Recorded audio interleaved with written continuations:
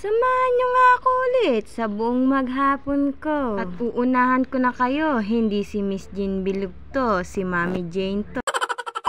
Nagpakulay nga lang ng buhok sa akin yung kumari ko. Shoot amare, hindi ko inaasahan, masasama pala kami dito.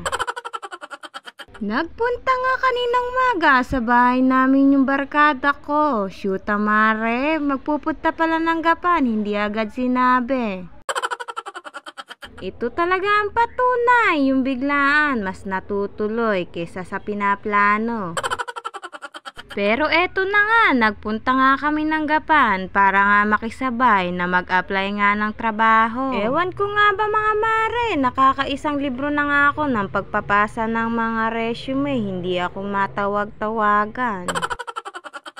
Kasama ko nga pala yung baby ko, nakaugali nga ng asawa ko. Shoot amare, napakataas na mga pride, hindi naman ganun kagandahan.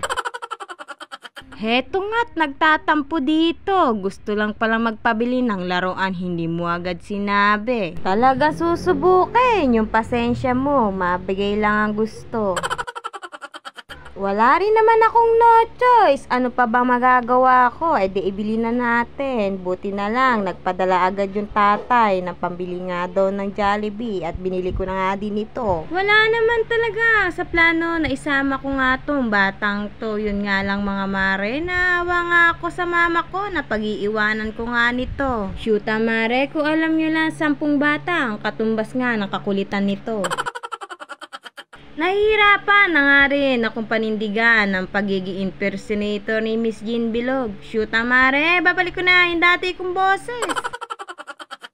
So yun na nga mga mare, after nga namin na ibili ko nga itong Junakis ko ng laruan, ay dumiretso na nga kami dito sa Robinson para nga dito nga muna mag-aksaya nga ng oras dahil nga inaantay namin dito si Mamwa dahil namamalengke siya. Ay, namamalengke nasa mall. Namimili siya ng gamit ng kanyang Junakis, kaya naman dito muna nga kami tumambay ng aking Junakis para nga malibang nga siya. Nauna na nga kami dito ng baby ko dahil naghiwa-hiwalay nga kami dahil sila nga sister ay naiwan pa nga sa loob ng Watson dahil nga nagtitingin nga sila ng pangkilay. At ayun na nga, after nga nun ay pinuntahan nga nila kami doon sa playground at inaya nga kami dito sa Jollibee para nga daw magmerienda nga at nagugutom na nga din mga bituka nila. Mabibilib ka na lang di sa mga tao nare. Ito talaga yung mga tao na walang pera pero pag sa galaan naglalabasan na nga. Inabot na nga kami dito na 1 oras kaantay nga ng aming order. Diyos ko po, kung hindi pa dumating si Jeremy, yung dati kong classmate, hindi pa kami makakakain. Diyos ko po, yung order namin napunta sa iba. Nangangamoy ulcer na nga yung mga mouth, hindi pa rin nga nakakakain. So ayun na nga, nagmomontong-montong na nga dito yung Junakis ko dahil nga napakatagal nga ng order namin. And after nga no, nagpunta na naman kami dito sa department store again and again para bisitin nga tong kumari ko. Ay, kumari.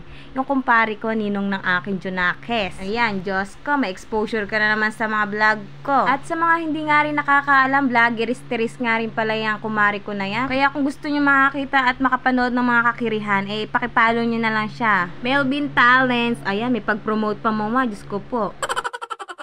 Anyways, ayan na nga, in-game na naman sa mga ganda-gandahan yung mga kasama ko naret. Ayun na nga, palabas na nga kami ng mall dyan. Dahil nga umuulan, ay bumalik nga uli kami. Kaya naman inabot nga kami ng gabi bago nga makauwi. And I think dito ko na rin tatapusin yung vlog na to. That's it for today's video. Please do follow and share for more upcoming videos. Bye! Thank you for watching!